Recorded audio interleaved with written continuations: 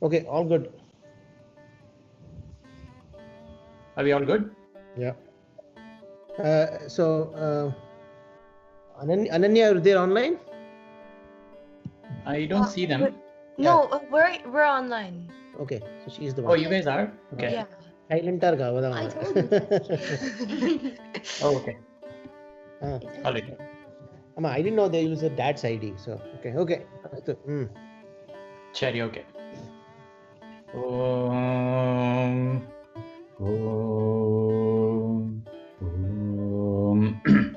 Shuklam Vishnu Sashivarnam Chaturbhujam Prasannavadhanam Dhyayet Sarva Vighnopashantaye. Guru Brahma, Guru Vishnu, Guru Devo Maheshwaraha, Guru Sakshat Param Brahma Tasmai Shri Gurave Namaha. Gurave Sarva Lokanam Vishaje Bhavaroginam Nidhe Sarva Vidyanam Shri Dakshinamurte Namaha. So, welcome everyone to today's session. Today is a very special day. It is Shyama Shastri Bhagavan's birthday, Jayanti. But today is also Akshay Tritiya. So Akshay Tritiya is one of the most auspicious days according to the Hindu calendar. Today is apparently when the Parashurama Jayanti happened. Today is when Ganga Mata was brought to earth by Bhagirath. Today was when Sudama visited Krishna with taking a handful of aval or poha. And the moment he went and saw Krishna, he was rewarded back in his home. Today was when also Pandavas got the Akshaya Patram while they were living in the forest from Surya Bhagavan, so that they could eat and feed everyone who visited them. Today was also, again, these are from multiple sources, so I don't know what these sources are, but today was also the day when Vedavyasa started writing Mahabharata. So today is a very special day, and of course, for our relevance, today is also Shyama Shastri Bhagavan's Jayanti. So, with that, I want to take some time to briefly delve into Shyama Shastri's life, and then talk about what his kritis meant or what it means to us, and then we will move on to the kriti renditions. Okay, I'm very unprepared for today, so I hope I'll make sense. Again, as always, feel free to stop me whenever you have questions. Okay. Now, so let's start with Shyama Shastri's life history. I mean, as you all know, he's one of the trinities of Carnatic music. He is also the oldest of the trinity. His compositions were the fewest amongst the trinity as well. But he made as much impact as the other two, even with as few compositions as there are, purely because how potent they are and how packed they are with bhakti. Okay, so a bit of the life history. His family deity is Bangar Kamakshi, or Kamakshi, who is in Kanchipuram. Their family had been moving, looking for a safe haven because of the political instability back at that time. And finally, after about 200 years of moving here and there and being in different samsthanas or different kingdoms, they finally settled down in Tanjavur, and they were amply patronized by the Maratha rulers of Tanjavur. Shyama Shastri's mother tongue is Tamil, though incidentally he chose to do most of his compositions in Telugu. There are a few in Sanskrit and a few in Tamil as well, but predominantly most of his compositions are in Telugu. Shyama Shastri's, from a musical point of view, Shyama Shastri's, there was no one in his lineage who was musically gifted or who was into music. They were all principally worshipping deity, the Kamakshi deity. But Shyama Shastri seems to be an outlier in this case. And Shyama Shastri, his musical prodigy or his musical acumen was identified by someone called a Sangeeta Swami, who visited them back in the days. There is a practice in India called Chaturmasya, where sadhus and sons, they will stay in one place for 4 months. So during one of those 4 month stints, a sadhu called as Sangeeta Swami was able to identify this latent talent in Shyama Shastri, and then he groomed it, him being Sangeeta Swami himself. So he groomed Shyama Shastri, and then later on he went on to learn music from his guru, who was also the Asthana Vidwan, or the official musician of the Tanjavur court. His name is Pachimariyam Adiyappayar. Okay, there's a very famous composition of his, which you all know most likely. Do you guys know what that is? Anyone want to take a guess?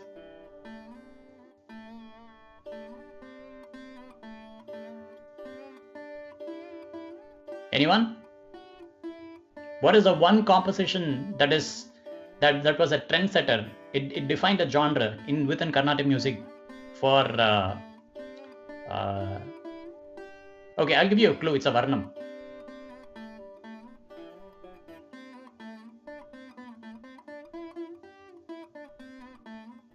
Okay. எந்த ராகமும் clue கொடுத்துருமா? I was going to do that. It's in the Ragam Bhairavi. Oh. Viriboni? No. Yes. Oh, really? Yeah, Viriboni is Shyama Shastri's guru Pachimariyam Adiyappayar's composition. So with one composition, he blazed through. He basically said the definition for Bhairavi, and if I remember right, is it an Atatala Varnam? Yeah. Right. That was the first Atatala Varnam ever. Amazing Bhairavi. Favorite of our house. Yeah. So he was Shyama Shastri's guru. So gotten influenced by his guru, Shyama Shastri also grew into a very, very fine musician. Right. Now, from a personality point of view, Shyama Shastri was very, very minimally traveled. So for example, if you contrast that with Dikshitar was an extensive traveler. Like he was almost like a world traveler of his times, right? He visited the length and breadth of the country, literally from all the way from Kashi to southern India.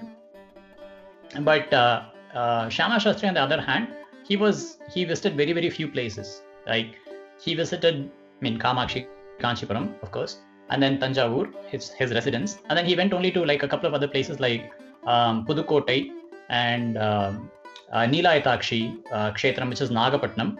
And then there was one other incident where he was forced to go to Madurai.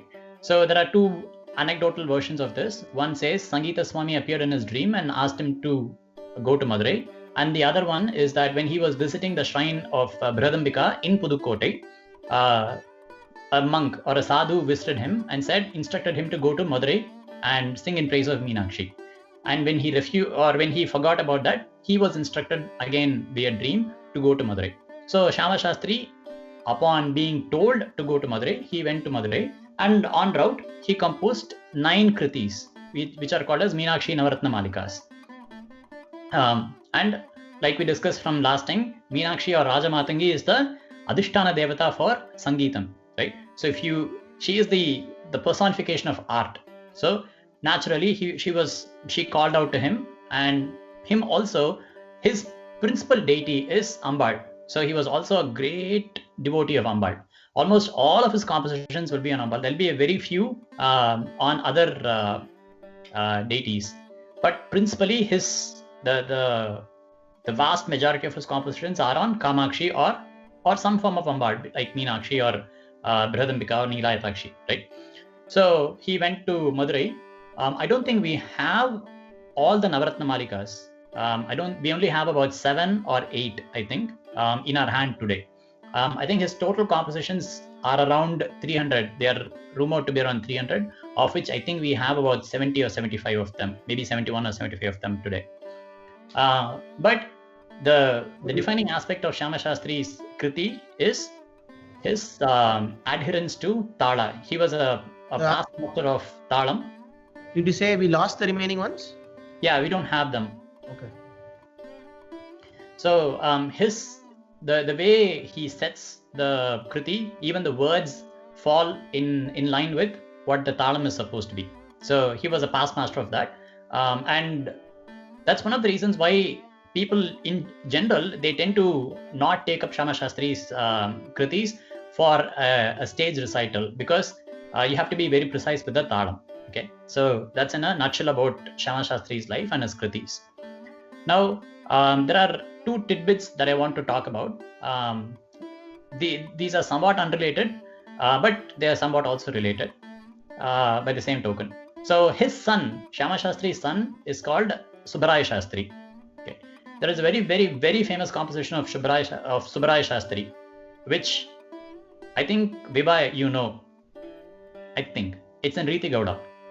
You know what that kriti is? Janani? No. Yes, Janani Ninuna. Right. That's one of the most famous compositions of Subbaraya Shastri, and Subbaraya Shastri is the only soul in the entire universe to have learnt music from the Trinity, from all three, from his own father, from Muthuswami Dikshitar, and from Tyagaraja Shastri, and from Tyagaraja Swami. He's the only one to do that. So that was an interesting tidbit. And of course, like his father, Subbaraya Shastri's compositions will also be par excellence, and they will bear the marks of all the Trinity in his compositions. Like, even if you just take Janani Ninivara, just that one kriti is enough to define Riti Gowda. Just that one kriti is enough to spend a lifetime on, right? So that is what it is. The second tidbit that I wanted to talk about is there was an anecdotal incident where, see, Shama Shastri, he was amply supported by the royal kings. Though he was made offers, I don't know about that, but I'm pretty sure he would have been made offers to become the official musician of the court, right? But Shama Shastri was like completely content with just being by himself and being with his devata, with Kamakshi. All that he wanted to do was do puja to Ambal and sing in praise of her, and nothing else. That was all he wanted. That is how he spent his entire life, doing nothing else. Right? And this is a very key point, and we'll come to that later, but I want you to make a note of this. Right? There was one exception to this. So when did that exception happen? So there was a musician called Bobbili Keshavaya. He was a musician. Bobbili is a town in Andhra Pradesh, or I don't know where it is in the now split Andhra Pradesh, but it's a town in the Telugu region. And he was, so back in the days, India was divided into many kingdoms, right? So he would go to each of these kingdoms and challenge the kingdom, the king, to for any musician in that kingdom to go on to a duel with him, to go on to a challenge with him. So if he was a master of Pallavi, his forte was Talam. So he would challenge them to, he would set a very, very difficult Pallavi, and then if the opponent is unable to keep it up, then he will take their tamburas away. Okay. So, or he would say that, you can no longer sing. So that was what he was used to doing. And then likewise he came to Tanjavur as well, and then he challenged the king. So no one, his reputation preceded him. So no one in the court was willing to challenge Bobbili Keshavaya. So finally it came to Shama Shastri, and the king requested if Shama Shastri could come in and do a challenge and challenge them. So that was the only time when he is supposed to have officially sung at the court, the royal court. So Bobbili Keshavaya, he went on to set a Pallavi in Simhanandana Tala. So I think it is the longest talam in the set of all the talas. I think it has about 126 aksharas, right? So for example, how many aksharas does Adi Tala have? 8, right? So Simhanandana Tala, one avarti of Simhanandana Tala has 126 aksharas. Did anybody sing recently in Kacheris? No. I don't know if anyone sang recently in Kacheri, but I think there are some lecture demonstrations by I think Mrs. Suguna Purushothaman, who did a Pallavi in Simhanandana Tala.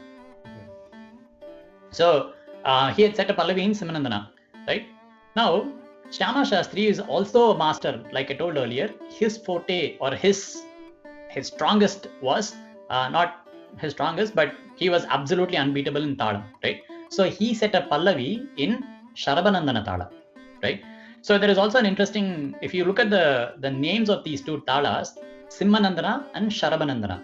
So if you know the backstory, Simha here could represent Narasimha Swami, right? And then there is I think in Shiva Purana or Linga Purana, there is a story where Narasimha was so fierce, even after slaying Hiranyakashipu, right, that no one was unable to calm him down, to cool him down. So everyone requested Shiva Peraman, so Shiva, and then Shiva Peraman took the form of Sharaba. So you should have, like in India, there are temples for Sarabeshwarar. So Shiva Peraman took the form of Sharaba, and then he subdued Narasimha, right?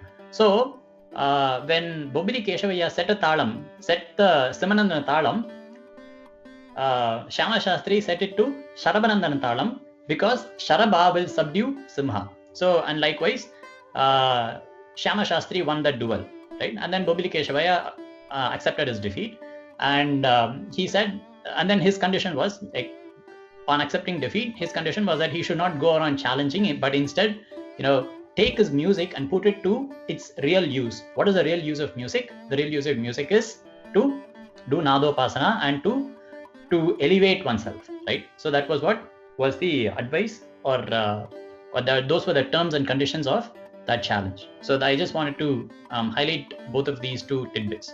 How are we doing on time? I can't see where the time is here.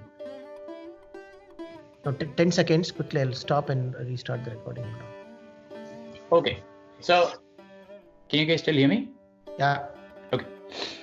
So this was in a nutshell about Shyama Shastri, his life, and a couple of interesting incidents about his life, right? Now, next I want to move on to... How many aksharas for the other talam, you said? I think Sharabanandana has 79 aksharas. I don't know if there are any percussionists here. Is Naveen a percussionist, if I remember right? Or is he a violinist? I don't know. Violin, I think. No, yeah, I do play Mridangam, but I don't know about that tala in particular. Okay. So I think it is 79 aksharas, and Simanandana is 128, I think.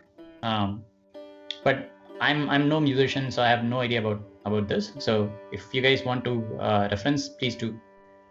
But moving on, I want to talk a bit about Shyama Shastri's music, which is what the purpose of today is, right?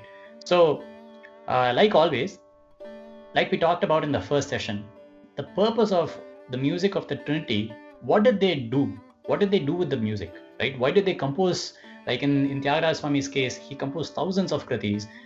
In Dikshita's case, he composed hundreds of kritis, right? So what was the purpose of doing all of this, right? For them, it was all about Nadopasana. It was all about elevating themselves, and it was all about using music as a vehicle to get to that state of unperturbed equanimity, right? That samadhi. What does samadhi mean? Sama plus di, right? Sama means the unperturbed state. There is no undulations. There is no going up. There is no going down. And then di. So the mind is not subject to any of these vacillations, right? So that is what samadhi really is, right? So that was what they used their music to. If you remember that the anecdote from the first class about how we are all like hurricanes, right? Like we have 200-300 miles per hour winds that are going on around us. There are so many things happening in our lives, right? But at the center of every hurricane is the eye of the hurricane, right?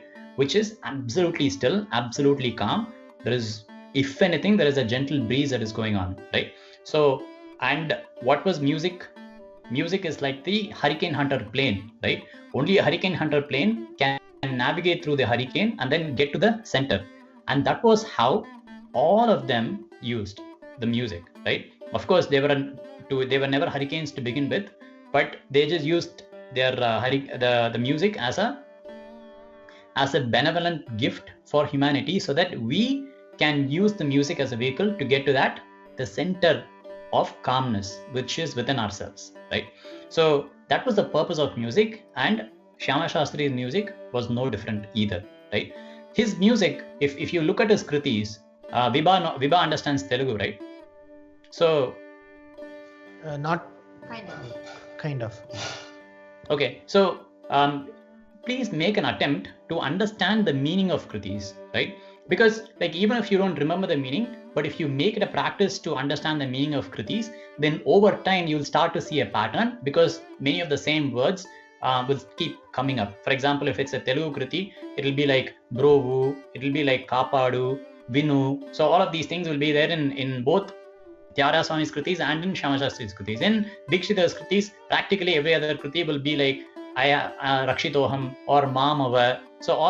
So there will be a repetition. So once you, like, even if you make it a practice of looking up the meaning over, by the time you are done with 10 or 15 Kritis, then all of these words will start lighting up for you the moment you look at a new Kriti with those words. So the whole point of music, or the whole point of the Trinity's music, was to elevate ourselves, was to get to a state of quietness. So in software engineering, they say, if you want to go fast, go slow. What do they mean? Means they say, like, do it with such a rigor that eventually, once you've mastered it, then you can go at a blazing speed, right? Likewise, even here, if you want to get to that center of quietude, then sing it out, be loud, sing, or play an instrument, so that everything else disappears, everything else stops being, and only the music is there. And then that will give you that ekagrata, or that one-pointedness, and that one-pointedness will eventually take firm, like how you take sugar, dissolve it, and over time it thickens, right, if you heat it up. So likewise, then that ekagrata will take firm, will take roots, and then you will be able to take that one-pointed approach and apply it everywhere, like even outside in the real world. So for Shyama Shastri's Kritis, I want to talk a bit about the bhakti that is laden in all of his Kritis, right? So I want to pause here for a minute and then ask about, if the moment I say bhakti, like the moment I say a bhakta, one who has bhakti, what names pop up in your head? Like, who do you consider as a bhakta? Who's a bhakta? Louder. Who will consider as a bhakta as a bhakta? Like names, like if you've read a lot of stories, right? You've read a lot of stories in Ramayana, a lot of stories in Mahabharata. Who do you think, or what names pop up in your head the moment I say bhakta? Oh, Is bhakta. Lakshmana Bhakta, like he kind of like Bhakta worships means- Rama, right? No, No. he not kind of, like, he does worship Rama. Yeah. There is Okay. Supreme he does. Bhakta in Ramayana. You cannot miss him. If I'm giving same, there's one Supreme Bhakta in Ramayana. Who think? Hanuman. Yeah, Hanuman. In fact, in Valmiki Ramayana, multiple times, wherever there's a reference to Lakshmana, it will say Lakshmanaha, Lakshmi Vardhanaha, or Lakshmanaha, Lakshmi Sampannaha. So Lakshmanaha, who is the one with Lakshmi, or one who enhances Lakshmi, or so what Lakshmi is it here? It is the Kainkari Lakshmi, or the Lakshmi of service. So servitude is absolutely a form of bhakti. In Hanuman's case, Hanuman is one of the pinnacle of bhakti, right? Of Rama Bhakti, right?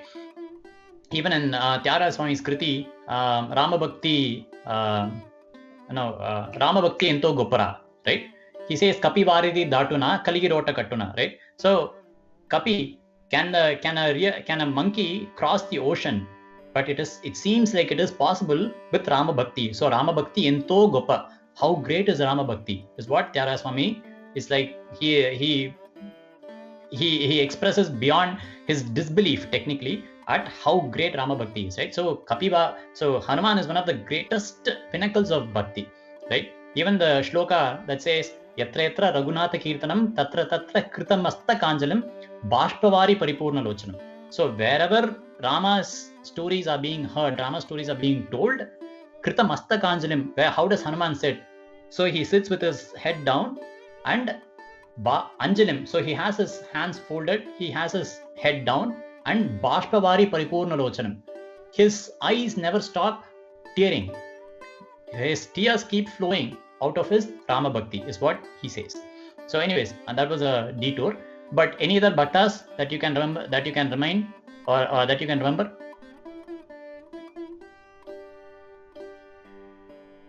What was the question? Any other bhaktas? Any other bhakta? Hanuman level kya irukka?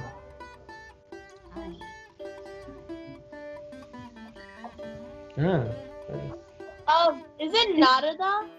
No. Yeah, Narada is also a bhakta. Narada is also, in fact, Narada is such a bhakta that he even wrote a book called Narada Bhakti Sutras on what bhakti is and how to be a bhakta. So of course, definitely Narada is a bhakta. Absolutely. What is sparkling water?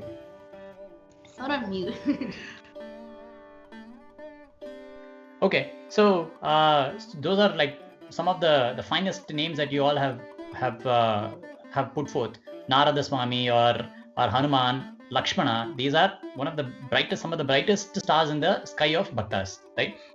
There are also a few more, like Sudama. Sudama is also a bhakta. His bhakti towards Krishna was that of a friend, right? And then there is Shabari. So Shabari, I want to take a moment, because Shabari is her bhakti to Rama, I would say, is even secondary to her Guru Bhakti, because her Guru is Matanga Maharshi, right? So Matanga Maharshi and all his disciples, they all went to the Swargaloka, or they all went to the attain Brahmatvam, right? And so, but before going, Matanga Maharshi says, you stay back all by yourself, okay? And Rama will come one day. And when Rama comes, after meeting Rama, you can join me. 1 second, my battery is about to go out. I need to plug in my computer. If you want to take a minute to pause the recording. Shabari's bhakti to Rama was, I would say, even a tad lesser, because her primary bhakti was her Guru Bhakti. The moment Matang Maharshi says, okay, you stay back here all alone in this forest, and she's already like a Vriddha, she's very old, right? So she says, okay, no other questions asked. And then she stays and she waits for Rama patiently every single day, right? And then finally, the day Rama shows up, she gives him fruits and all the respects that are to be paid. She shows him around Matanga Maharshi's ashrama. And then finally she says, okay, now go to Sugriva. Actually, no, she doesn't say that. But anyways, she points the way on where to go. And finally, she says, Rama, in your presence, I will go to my Gurunatha's place. So Shabari's bhakti is like the pinnacle of Guru Bhakti. Okay, and then we also have one of the most shining examples of Krishna Bhakti, which is Gopikas. As far as Gopikas are concerned, their bhakti was pure love, nothing else. To them, everything was Krishna. Right? They didn't do. It is not said that they did like severe austerities, they did tapas, they did penance and all of that, right? To them, everything was Krishna. If Krishna was not there, then they'll feel extremely sad. They'll have viraha tapam, right? So that was how they expressed their bhakti. And then we have Prahlada. So we have Prahlada who says, Sarvam Vishnumayam Jagat. Like wherever I see, I don't see a place where Vishnu is not there, right? So when Hiranyakashipu asks, where is Vishnu? He says, you pick a place and there is Vishnu, right? Sarvam Vishnumayam Jagat is Prahlada's bhakti. So that was his conviction about where Swami is, right? So this is a very, very short list of bhaktas. It doesn't do justice to, like, for example, we have missed out the Arvas, we have missed out the Nayanmas, we have missed out the Maharashtrian saints, we have missed out people like Mirabai, we have missed out an entire host of Puranic characters who defined bhakti, right? So the whole point of stating all of this is that bhakti is nothing but love, and it can be expressed in different ways. There is no one fixed way of doing bhakti. Ultimately, Narada defines what bhakti is, and he says, bhakti is the offering of all acts to him, and the feeling the highest pangs of separation on occasions of losing remembrance of him. So he says, whatever I do, I offer it to Swami, and if there is a moment when I'm taken away, when my attention is taken away from Swami, then I feel extremely sad, right? That is, he says, that is the definition. That's the most consummate definition of bhakti, right? Because in all of these, like whether you are Shabari, whether you are Hanuman, whether you are Bhishna, even Vibhishna's is Sharanagati, right? He left everything back and then he came over to Rama. So whatever be the form of bhakti, it is the constant remembrance of God, and if you happen to not do that, then you feel extremely sad about it. That is how bhakti is defined by Narada. Bhakti comes from the root word bhaj, which means to be attached to God, right? Interestingly, bhaj also means, or bhakti also means to separate. For example, in Sanskrit we have the vibhaktis, right? The different groups, the separations of the different declinations, right? So if you are attached, so how can one thing mean both attachment and detachment, right? It means if you attach yourself to God, then automatically you'll get detached from everything else that is unimportant, everything else that is fleeting, everything else that is transitory, right? If you attach yourself to God, if you make him the sole source of your enjoyment, your happiness, then your happiness is guaranteed to be always. With everything else, it's fleeting, and the happiness will come and go, right? And then you'll never get to that samadhi, the place where all of that vacillations, the oscillations vanish, right? Now let's come to Shyama Shastri, right? So in Shyama, like, if we want to talk about how Shyama Shastri's bhakti was, his was the easiest. I would say his was the easiest. His bhakti was that of a child to a mother, right? Like, we all have a mother and we all love our mother, right? But is there a precondition to loving our mother? To be say, my mother makes amazing samosas, so I really love her. And then because she made bad samosas one day, that we stop loving her? No. There are no preconditions associated with love, right? We love her, whether we are with her, whether we are without her, whether she is with us, whether she is not with us, whether she makes something for us, whether she doesn't do something for us, whether she scolds us, like no matter what she does, we always love our mother. And that love is unconditional, right? Now let's flip roles and then look at it from the mother's point of view. How is a mother's bhakti, or how is a mother's love to us, right? Are there any conditions? Like, imagine the things that we have done to our mother. Like, if you go read Adi Shankara Bhagavad Pada's Matrika Panchakam, by the time you end it, you'll be in tears, right?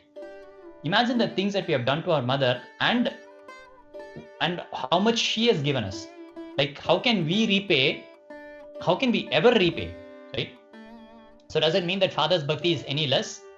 I would say, in my personal opinion, I would say his father's love is actually a little less. You know why? Because when is the father able to carry you? The first chance a father gets to carry you is after you were born, right? But mother has a whole 10 months on father, right? She has been carrying you for a whole 10 months before your father gets the very first chance to even carry you. So there was a funny episode where someone asked the Mahaprabhu, Kanchi Mahaswami, whether Kashi Kshetra is greater or Kanchipuram is greater, right? So he said, okay, now list the aksharas of Kashi. It's like Ka and Shi, right? What is it for Kanchi? Ka, inch, and Chi, right? So he says, see, Ka is the same, Shi is the same. So there's only an inch. So Kanchi is a little, Kasi evada Kanchi 1 inch higher. So Kanchi is 1 inch higher to Kashi, is what he says, right? So because there is 1 inch, Ka inch Chi, right? So likewise, I would say mother is a tad higher than father, even if it's by a millimeter. Like, if you look at Olympic races, right? The difference between the first place and the second place would be like 0.1 second or 0.2 seconds, right? But still, the one who won, the guy who comes first is still the Olympic champion. He wins the gold medal, right? So in our lives, our mother is the Olympic champion, even though father comes 0.1 seconds later and he still wins the silver medal, right? I don't feel abashed about saying this because I'm a father myself, right? I know that I always come second when it comes to the Matru Vatsalyam. See, even if you look at Swami, right?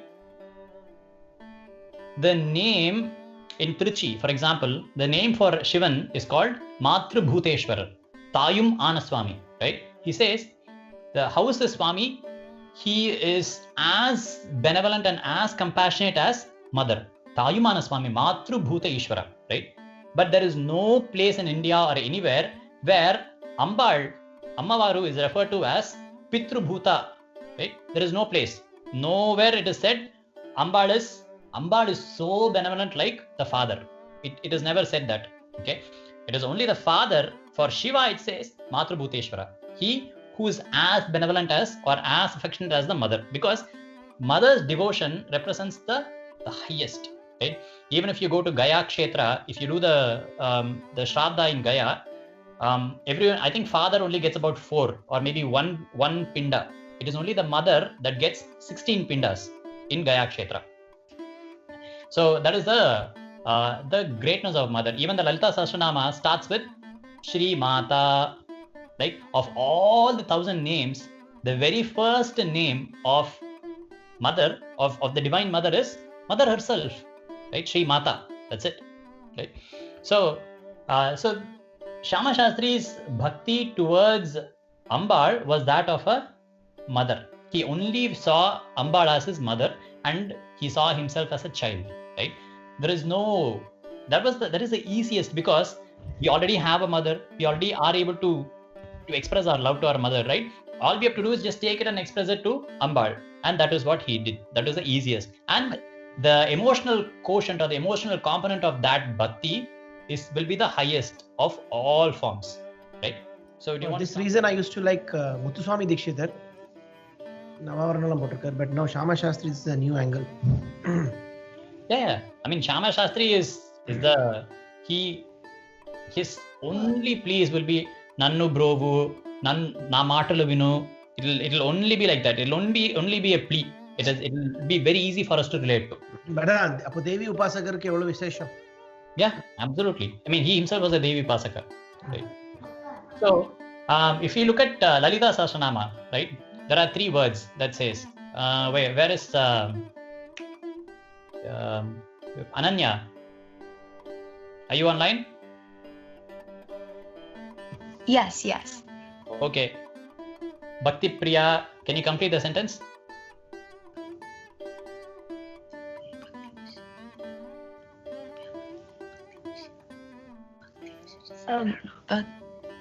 Bhakti Priya, Bhakti Gamya, Bhakti Vashya, Bhayapaha, right?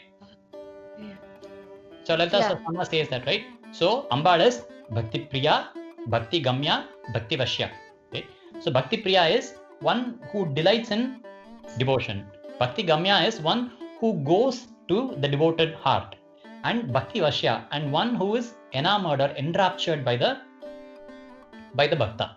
Right? So the easiest way of, she's also Sulabha, and the easiest way of getting to Ambal, like she's right here. Right?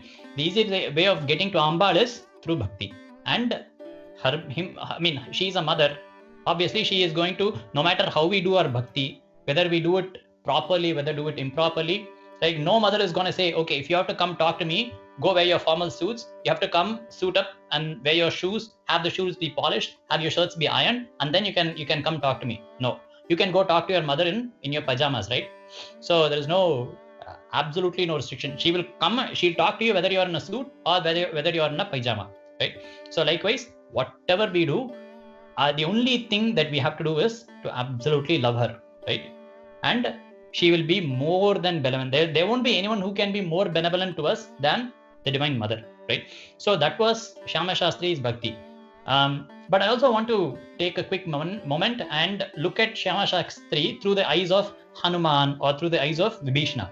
Like for example, Hanuman lived his life for Rama. There was nothing else outside of Rama, right?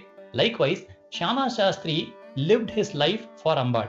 All his life, the only thing that he wanted was to do Ambal's puja, to sing Ambal's kriti, and that's it. Nothing else. And that's why he kept all of the travels and all of his other life duties to a minimal, so that he can focus entirely on Ambal, just like Hanuman did Hanuman lived for Rama, Shyama Shastri lived for Ambal.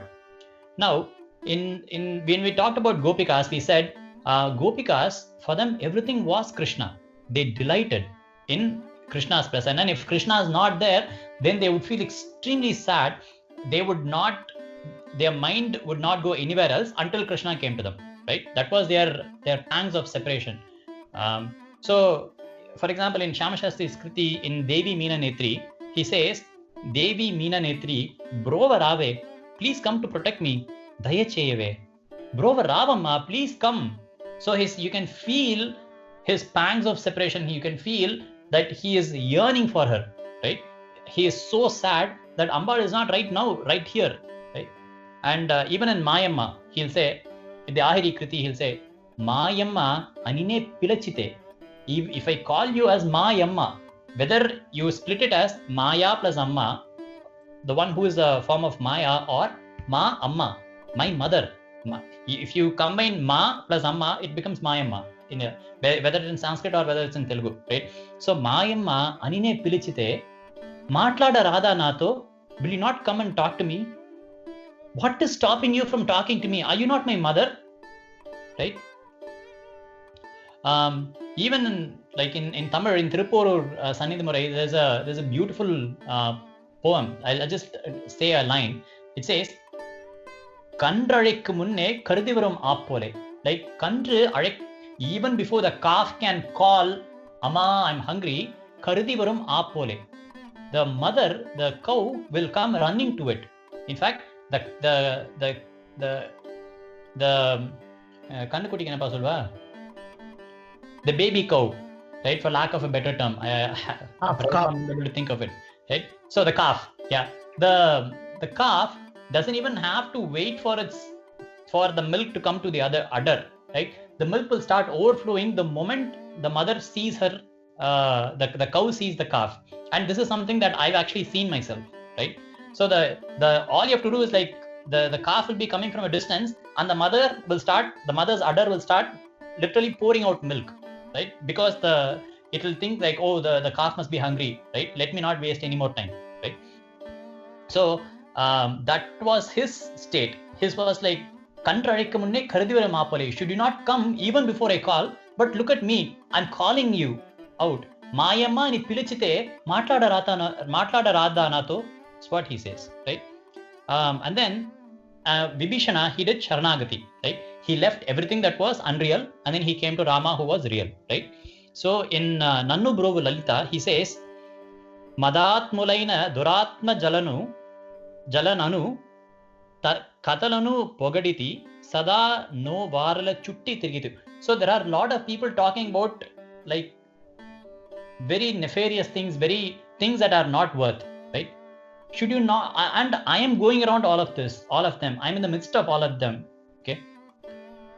Vedalannu Tirchi Varamosagi Nannu Brovu Lalita. Should you not protect me from all of this? Should you not give me a boon and protect me from all of this? Like how Rama did to Vibhishana. The moment Vibhishana came, he said, what did Rama say? Rama said, no matter who it is, the moment they come to me, I will give them abhayam. I come to you. Should you not protect me? Is what he says, right? Vibhishana, he says, he does a complete Sharanagati. And then even in Marivere Gati Avaru, in the beautiful Ananda Bhairavi, he says, Mahilo nannu brochutaku Sharanagata Rakshaki Niye Ani. Are you not the Sharanagata Rakshaki? Sharanagata Rakshaki Nive Ani Sarasija Bhava Hariharanuta Sulalite Ni Pada Pankajamula Stiramani Nammiti. So you are the Sharanagata Vatsala is what everyone says, right? Now I believe, I firmly believe that Ni Pada Pankajamale, your lotus-like feet are the way, is the Gati Ani Stiramani, absolutely, with absolute conviction, Nammiti. So if in the Hindu Sampradaya, if you say something 3 times, it becomes a truth. So he says, Nammiti. I absolutely believe it. Okay? I absolutely believe that you are the way. Nive Gati Ani. Right? Should you not come protect me? Like look at the different ways he is trying to coax the Divine Mother into coming to him and protecting him. I mean, he is already protected, right? So all of this, like we discussed earlier, all of the kritis are not are not for them to attain anything, are for us to attain. There was somebody who asked Ramana Bhagavan, did Tyagaraja Swami not sing and attain his moksha? Ramana Bhagavan said, Tyagaraja Swami did not sing and attain moksha. He only sang what he attained, right? So all of these kritis by the Trinities, why are they such precious treasures to us? It's because it is what their experience is, and it is what will take us. It is our own personalized planes, so that we can weather the storm and go to the center, right? Now, as far as Prahlada is concerned, like for Prahlada, everything was Devi, and for Shyama Shastri, it was non-different. Everything was Devi, absolutely was Devi, right? Even in Abhirami Andadi in Tamil, there is a... Yeah. Huh? Prahlada and Devi, I think, did you stop? Like how Mahavishnu was Prahlada, was everything for Prahlada, Ambal or Devi was everything for Shyama Shastri, is what I was trying to say. In Abhirami Andadi, there is a shloka that says, Parkum Tisaitharum Pasangshumum Panichire Vandarkum Pudumala Raindum Yen Allalallam Tirkum Triprayal Trimeniyum Sittadayum Var Kunkumum Mulayum Mulayvel Muttum Alayime is what he says. He says, wherever I see nothing but Tripura Sundari. Right? And she is the one who's going to come protect me, is what Abhirama Bhattar says. And Shyama Shastri's state was also very, very similar to that. Right? So, I know I'm already over time by probably 20 minutes or so.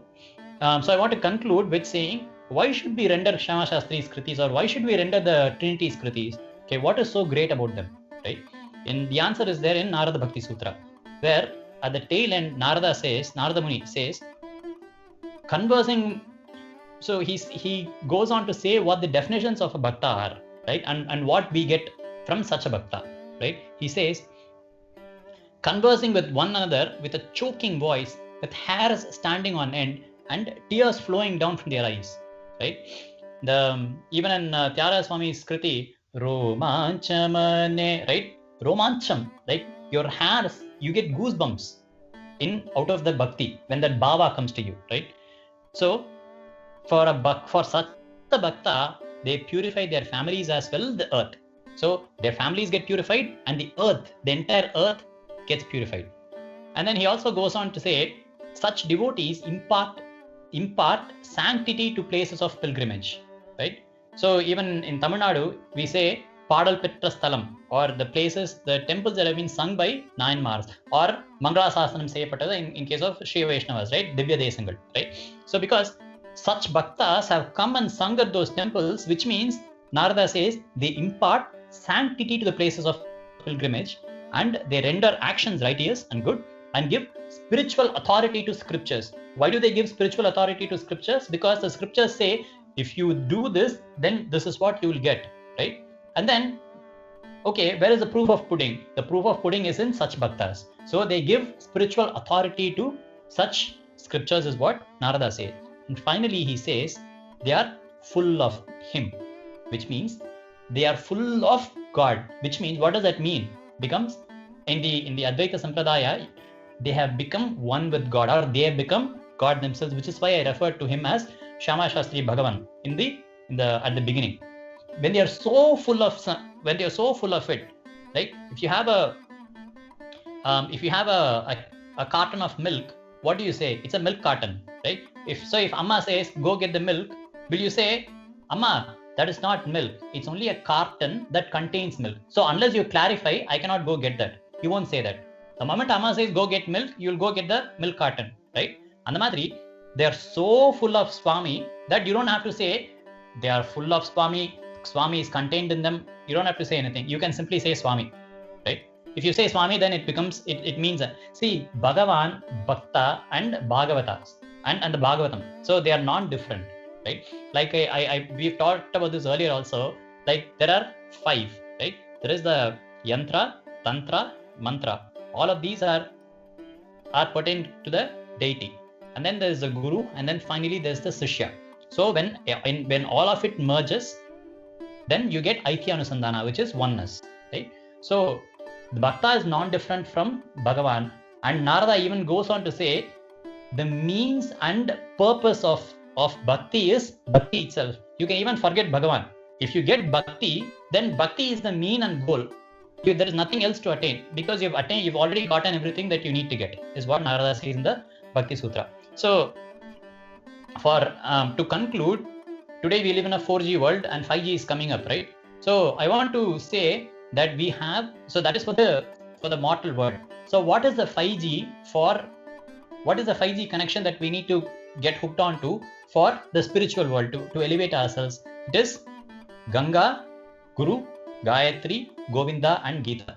Bhagavad Pada says, Adi Shankara Bhagavad Pada says, Geyam Gita Nama Sahasram, right? Deyam Shripati Rupamajasram. Then Bhagavad Gita, Kinchita Dita, Ganga Jalalabha Kanika Pita. What's the next one? Sakritapiyena Murari Samartha. Krite Tasya Yamena Charcha, right? So here Shankar Bhagavad Pada says 3 Gs are enough. He says Ganga, Gita and Govinda are enough. But we live in a 5G world. So we have to include Guru and Gayatri. For girls, you guys can be in 4G world. So because there is no Gayatri Upasana. So for you, maybe just Gana can become your 5G, the 5th G, right? Because you're all musicians. So if we hold on, if we connect to this 5G, then our life is fulfilled, or the purpose of our life is fulfilled. So with that, I want to end this with this talk. Thank you for listening patiently. Are there any questions that I can help answer?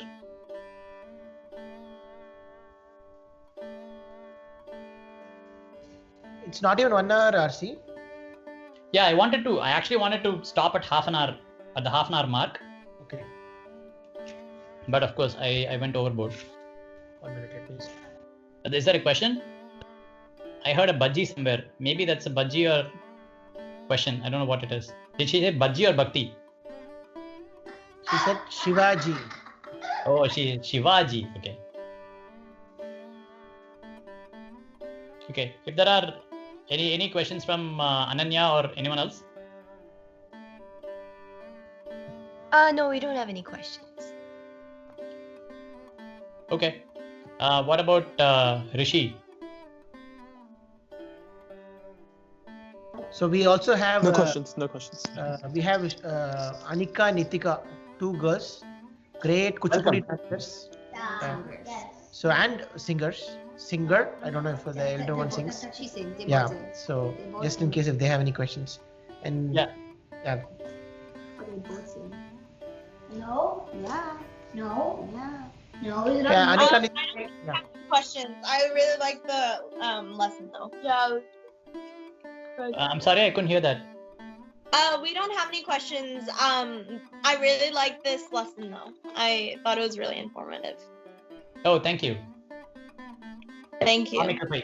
Everything, even to talk about Swami is Swami's Anugraham.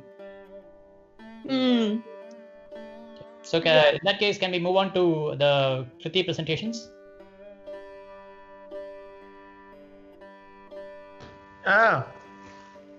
In fact, of late, we said Bhairavi has been favorite for a while. So on the Shama Shastri Kriti, Viva has been singing for some recording. Okay. So Sariyavaramma. So I was very moved by the Kriti. So that is what she's preparing. I wanted to ask if Ananya has something, Shama Shastri, anything in her mind. Yeah, Uncle, I have a song in Kalyani. It's called Talli Ninnu Nira. Okay. Do you want to start? Sure. Okay.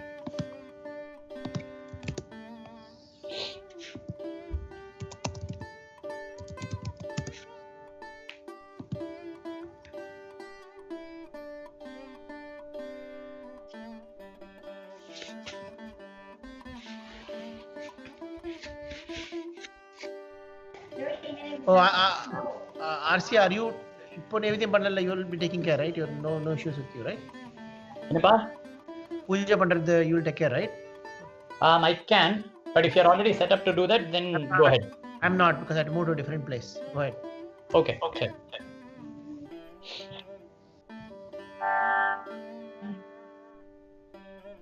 ತಲ್ಲಿ ನಿನ್ನು ನೆರೆ ನಮ್ಮಿ ನಾನು ದಿನವೇ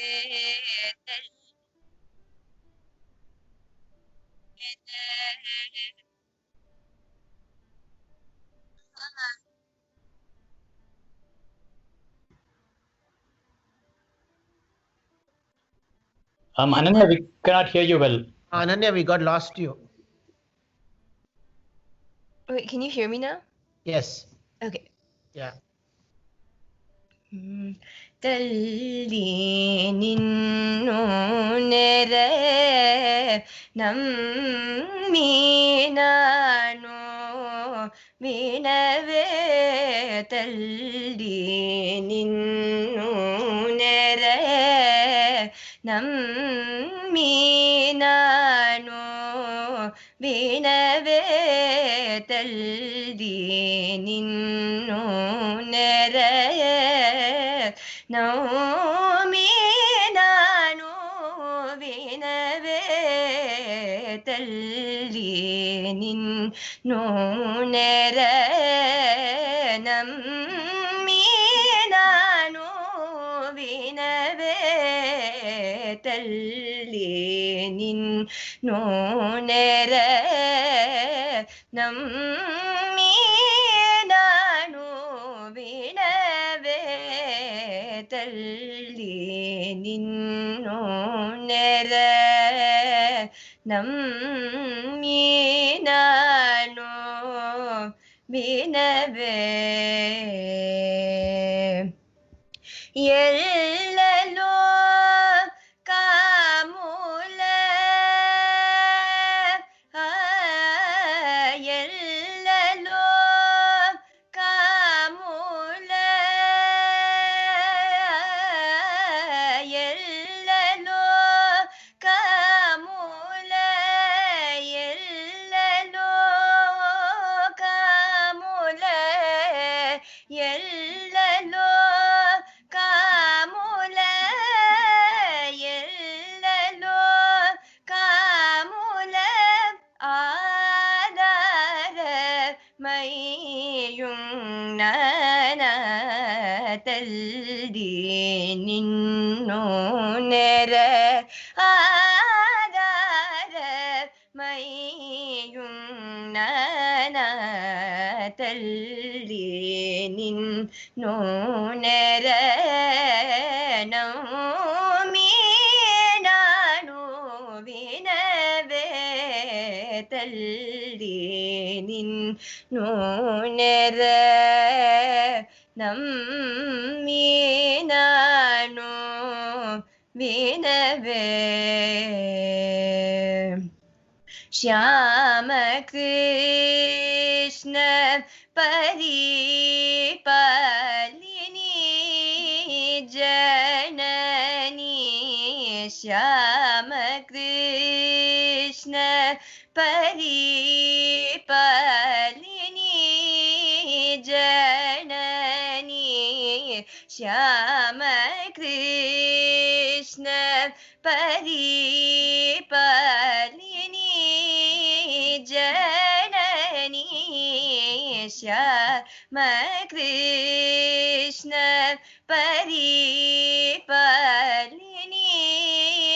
ಜನನಿ ಕಾಮಿತಾತ ಪ್ರದಯ ಪಂಕಜ ಲೋಚನಿ ಕಾಮಿತಾತ ಪ್ರದಯ ಪಂಕಜ ಲೋಚನಿ ಕೌಮಾರಿ ರಾಣಿ ರಾಣಿ ಪರಾಶಕ್ತಿ ಕಾಮ ಕೋಟಿ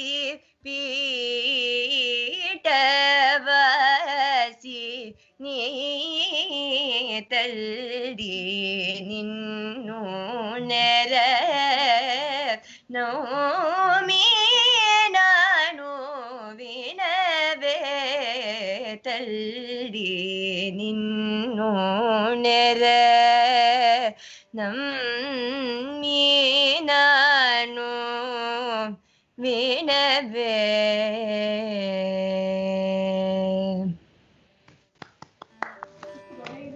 Wonderful, Ananya. That was beautiful. Thank you. Anika, Nitika, any one of you, Shama Shastri?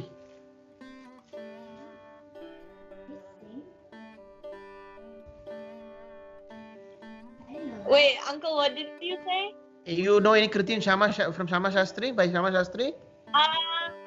I don't think so. Anybody is okay. I don't think Shama Shastri would have said, no, you cannot sing Dikshita's Kriti in my house, right? If Dikshita had come. We don't want to sing like half. Next time, we'll practice something and then come. Yeah, they sing great, RC, by the way. Those two girls, yeah. Yeah, like everyone, all of them are very accomplished musicians. I'm so happy. Accomplished lam periya vaartha, but yeah, they're students. Yeah. Well, accomplished students, how about that?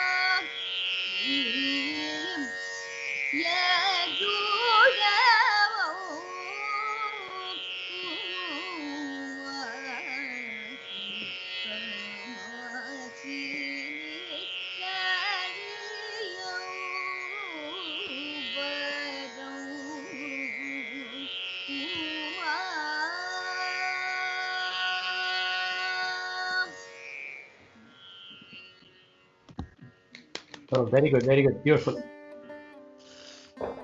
Okay, who's going next? Naveen is here. I don't know if he's prepared to play, but Now be quiet. Naveen? No, I cannot sing and I don't have the instrument ready to Okay. play. Okay. Then RC, it's your turn. Rishi. By the way, what Vibha sang was Bhairavi. So, Yes, absolutely. Rishi, ஏதா பாடுறியாடா? No thanks. But இன்னைக்கு Akshaya Tritiya. So today is Akshaya Tritiya, so you have to start something new. Okay, later though. No, I'm not ready. So Okay. So I know you're all accomplished musicians. So in all of your presence, I actually would like to sing a kriti myself, but for about a period of 2 years.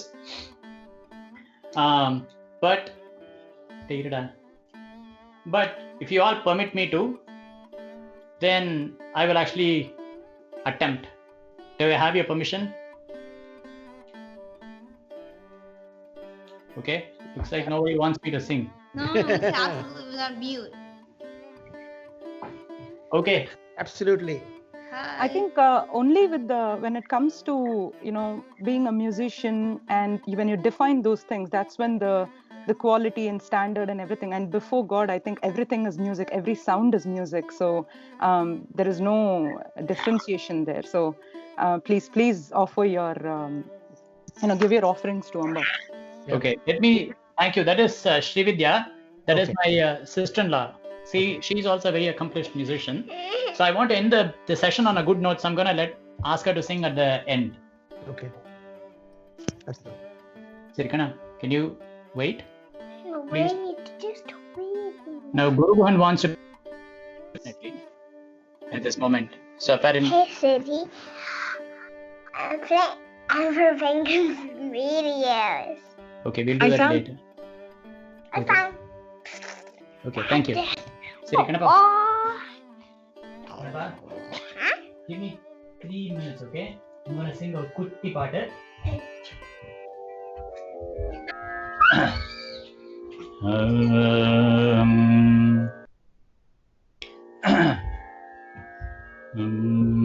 So one of the things that MS Amma always says is to sing a vrittam before you sing a kriti. So I'm going to attempt to sing one. And unfortunately, it is in Kalyani. After listening to Ananya's wonderful Kalyani, I don't know if this will qualify as Kalyani, but this is the Kalyani that I know. So please bear with me.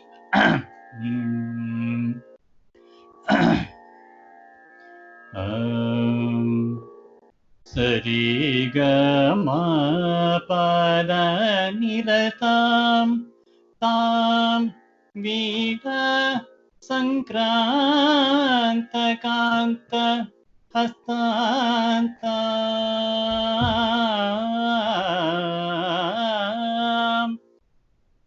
shantam mridula swantam kucha bharatantam namami shivakantam namami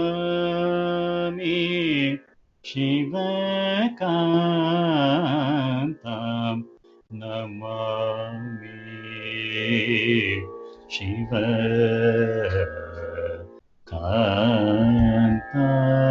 shivakantam himadrisute pahimam himadrisute pahimam varade paradevate himadrisute pahimam varade paradevate himadrisute pahimam varade paradevate himadrisute pahimam sumeru madhyavasini sumeru madhyavasini Shri Kamakshi sumeru madhyavasini Shri Kamakshi himadrisute pahimam varade paradevate himadrisute pahimam Shyama Krishna Sodari Gauri Parameshwari Girija Shyama Krishna Sodari Gauri Parameshwari Girija Alanila Veni Kiravani Shri Lalite himadrisute pahimam varade paradevate himadrisute Mahima. Thank you. Woohoo! Good. Very nice. So is the Viritam, is that a part of a shloka? It's part of Amba Navaratna Malika by Kalidasa. Okay, okay, very nice. Chandra பையன் பாடின அந்த பாட்டை குழுவில் ரொம்ப ரொம்ப ரசிச்சு பாடுவேன். I'll send you a link later. Oh, Kandipapa. Thank you. Wonderful.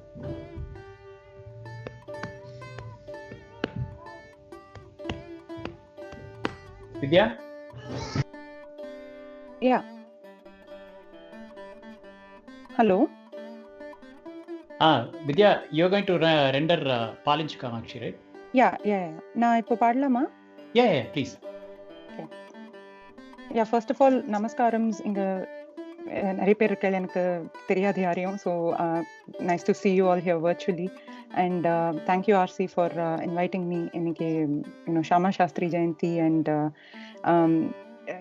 ஒரு பெரிய, அதாவது நான் ஐம் லைக் அவரை பற்றிலாம் பேசுறதுக்கு வந்து ரொம்ப I don't think I qualify to do that, but I think as a person who has learned few kritis, அவரோட கீர்த்தனைகள் வந்து ஒரு, அதாவது எவ்வளோ கம்போசர்ஸ் இருந்தாலும் அந்த ஒரு அந்த இமோஷனாலிட்டி கொடுத்து அந்த ஒரு அம்பாளை வந்து தன்னோட அம்மாவா பாவிச்சு. Vidya, sorry to interrupt you. Not everyone here understands Tamil, I think. Oh, okay. Sorry about that. So I think I was just sharing a few words about what I have experienced with like by understanding Shama Shastri's kritis over a few years ago. So one of the things that stands out is the emotionality he brings towards the music by just viewing Ambal as his own mother, and the way he pleads to her. And so I mean, all these things adds so much to his musicality, and just it's I don't think any musician who has not been affected by Shama Shastri's kritis emotionally. So thank you very much for inviting, thank you very much for asking me to join this call, and I'll present Palinchu Kamakshi now. Yeah, and also a brief introduction about Vidya. Vidya is a student of Prabhavati Amma, who herself is a disciple of the illustrious M.L. Vasantakumari Amma. So she comes from the GND School of Music. She's also my sister-in-law, and she's a very accomplished musician herself. She has learned music for more than a decade, and she's also performed across India and even here at Seattle.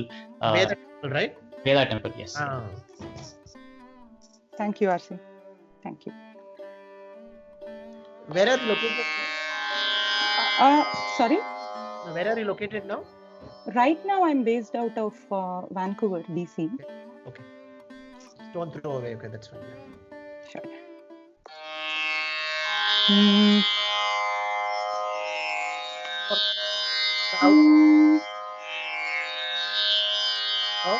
Hello?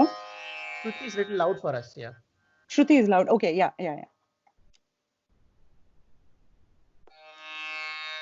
Is it okay now? Yeah, good.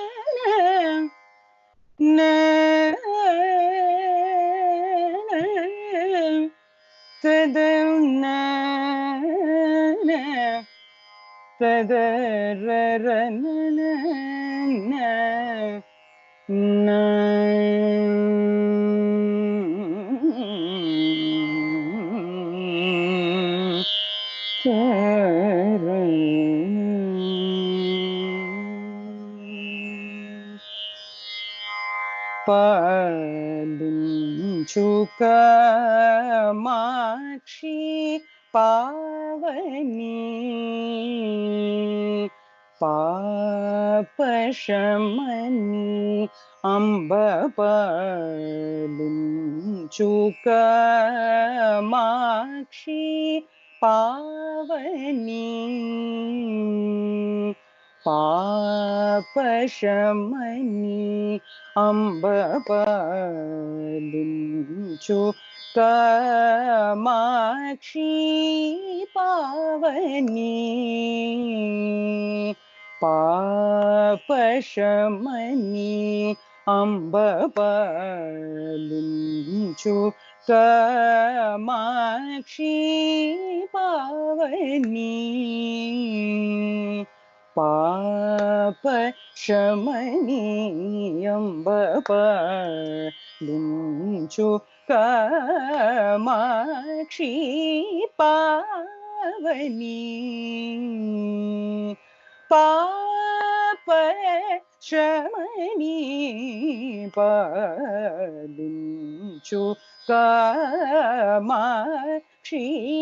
पावनी पापशमनी पालिंचु कामाक्षी पावनी पापशमनी पालिंचु कामाक्षी पावनी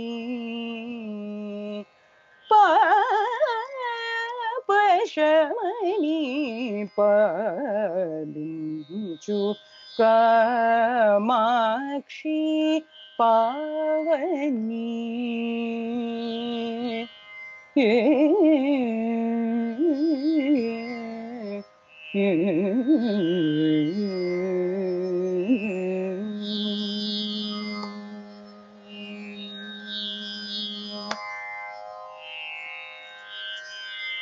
चाले बहुविधमुगा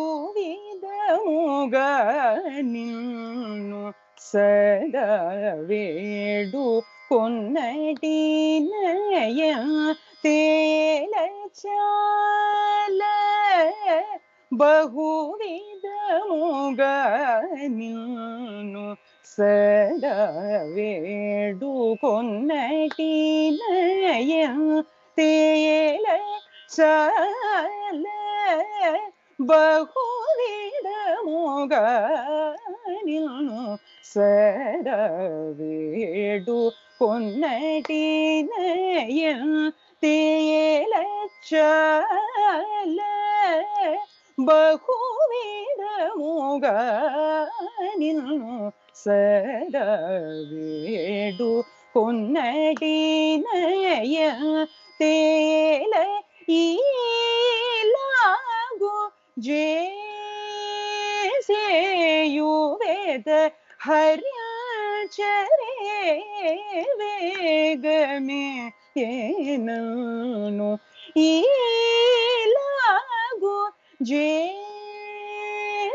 జేసేయువేద హర్యాచరే వేగమేనను ఈలాగు జేసేయువేద హర్యాచరే వేగమేనను ఈలాగు జేసేయువేద హర్యాచరే వేగమేనను నీ సరి పమరిస నీ సరి మరిస నీ సరి సా రీస నీ పాప మా పని సరి పామ పసరి సమా పమని ప సాని రీస మరి సాని పరి సా నీ పమరిస పాలించు కామాక్షి పవని పాపశమని పాలించు కామాక్షి పావని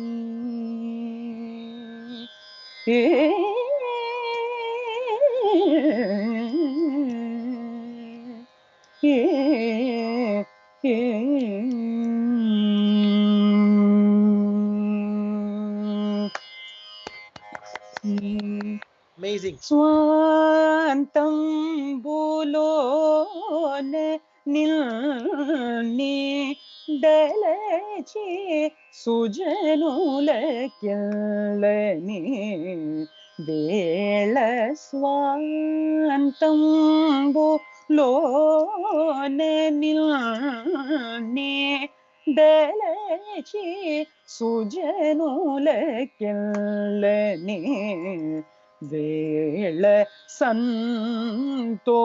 సంతోషములో సగే వని నీవు మనోరథ ఫలదాయకియని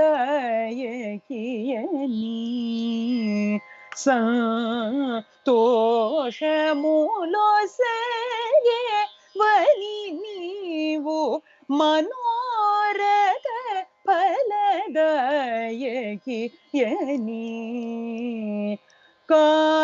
కాంతమగు పేరు పొందిదివి కారుణ్య మూర్తివై జగముకాంతమగు పేరు పొందిదివి కారుణ్య మూర్తివై జగముకాంతమగు పేరు పొందిదివి కారుణ్య మూర్తివై జగము కాపాడిన తల్లి గదా నేను నీదో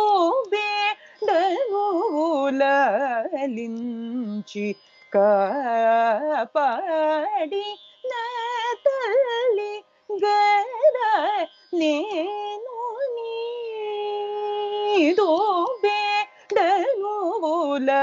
బేడనులాలించి కనకగిరి సదన లలిత నిను భజన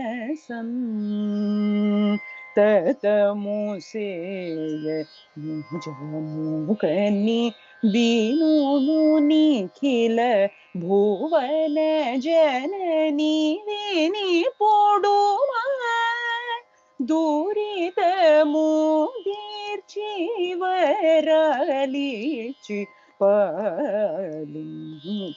Kamakshi పవని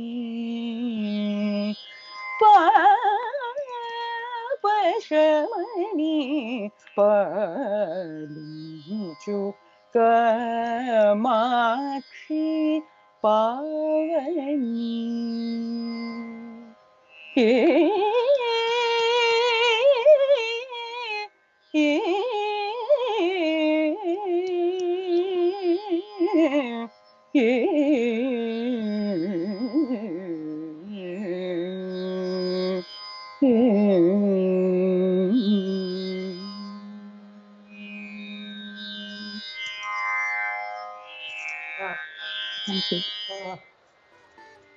It's Beautiful. Thank you, Vidya.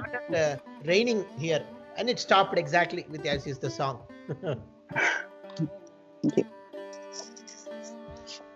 Do we have any more singers? Anyone change their mind? But I thought everyone did. So I don't know if you touched upon this. I mean, I don't know if you might have spoken about the Swara Sahitya. So one of the important features of Shyama Shastri's Kriti is when this Swara Sahitya that he has introduced after the Anupallavi, there is a beautiful swara passage, and he compensates that with a beautiful sahitya. And one of the things about Palanchu Kamakshi is like that ni sari pa mari sa ni sa. No Madhyamavati can, like, nobody can sing Madhyamavati without those phrases. So it has become like if you learn Palanchu Kamakshi, you're very good, in a good shape, dealing with Madhyamavati.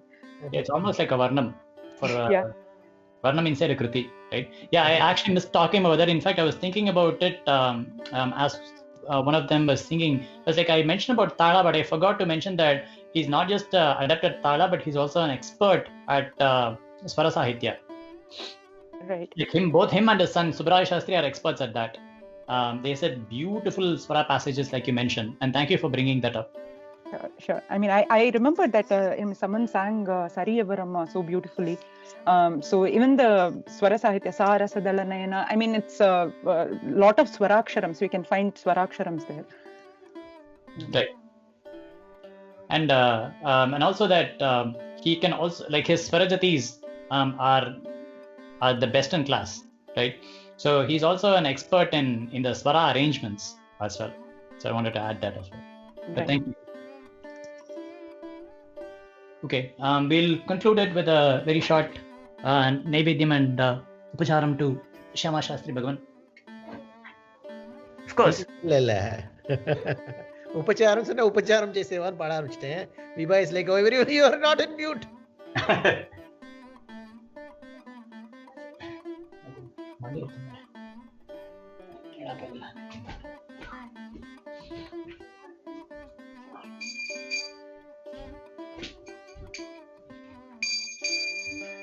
ओम चंदनागर कस्तूरी चंद्र बिंदुस्मितम धूपम ग्रहण वरदय दूत पापनोस्तुते ओम श्री श्यामा शक्ति भगवान श्री पंडित स्वामी भक्ति सारस्वती नमः धूपमाघातयामि दीपानंतम मातरं समर्पयामि ओम श्री संगीत स्वामी नमो नमः प्रत्यक्ष दीपं दर्शयामि ओम दीपं ग्रहण देवेश वत्रेस्मन्दतम अंधकारे नस्तभ्यम अज्ञानं निवर्तय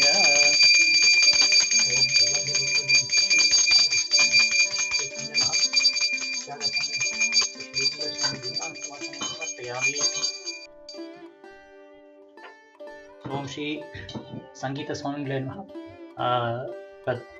महानैवेद्यं निवेदयामि ओम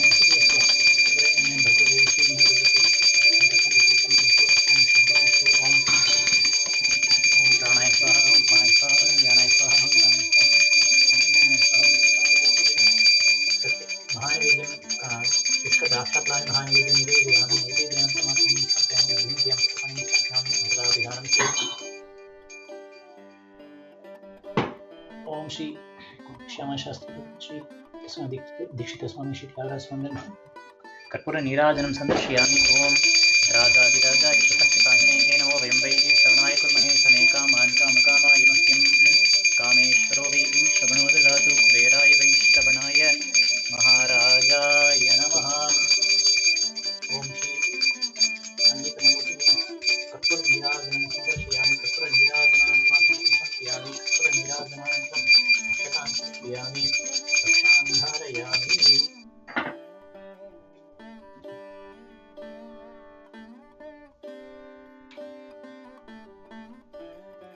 India.